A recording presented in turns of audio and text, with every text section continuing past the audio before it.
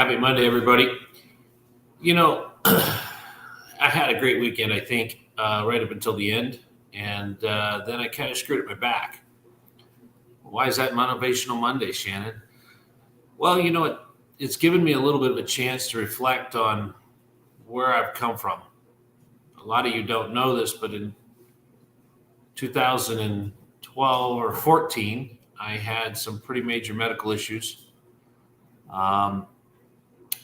I had a blown knee, MCL and ACL. That caused a rupture in my back.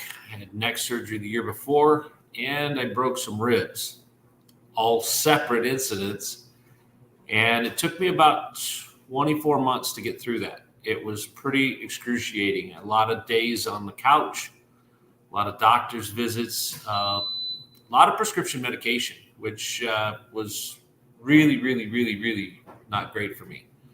But at the end of the day, I'm sitting here feeling the pain in my back and realizing that it's been a long road since then, a long road of recovery.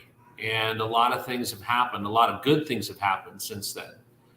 And so oftentimes, just because something isn't great and it doesn't feel amazing now, doesn't mean that it can't be something that can show you later just how far you've come, just what you've gotten accomplished, just where you could still be if you hadn't have done the things you've done.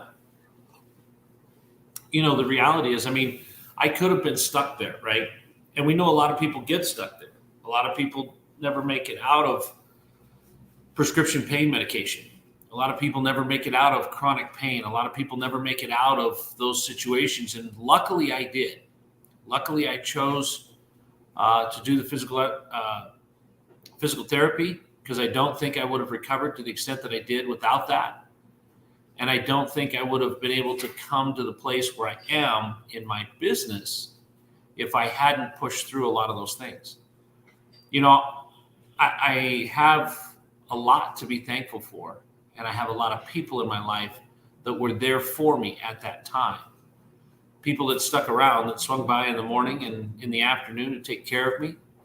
My parents, my wife, my kids. Can you imagine that? My 15-year-old was my care provider at times. That's how bad life was. But I didn't get stuck there. And, as I'm sitting here today in pain, I'm realizing and I'm remembering that time, and I look at where we've come. I look at what we've gotten done. I look at how we've gone from that place of sitting on a couch, a really ugly couch, by the way, unable to work, unable to function in a lot of my normal capacities, to where I am now, where we have put that train back on the tracks. We've been able to do quite a bit. We're sitting on over $100 million in assets under management. We're under construction on a couple of multi-million-dollar apartment complexes. We've got about 85 investors working with us on these projects, and we've been able to do that because of perseverance, of getting out of the pain, of getting beyond the struggle, getting to what's next, and getting to make the place where you make things happen again because you continue to persevere. I wonder sometimes where I would be if I had gotten caught up in that pain and gotten stuck there.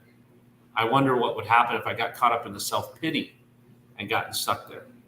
I know that a lot of great things happen to a lot of bad people, and I know a lot of bad things happen to a lot of really great people. But at the end of the day, I think it's important that you understand which kind of person you are at your core and continue to push hard, continue to make things happen. So guys, this one's going to be a little bit abbreviated. I'm going to go lay back down, but I hope you guys have an amazing Monday. I hope you guys look at what's going on in your life as a way to be motivated about what could happen and where you can take this based on what you've accomplished and what you've overcome in the past. Because today's struggles are building blocks for tomorrow's future. Don't forget that, guys. We'll talk to you soon.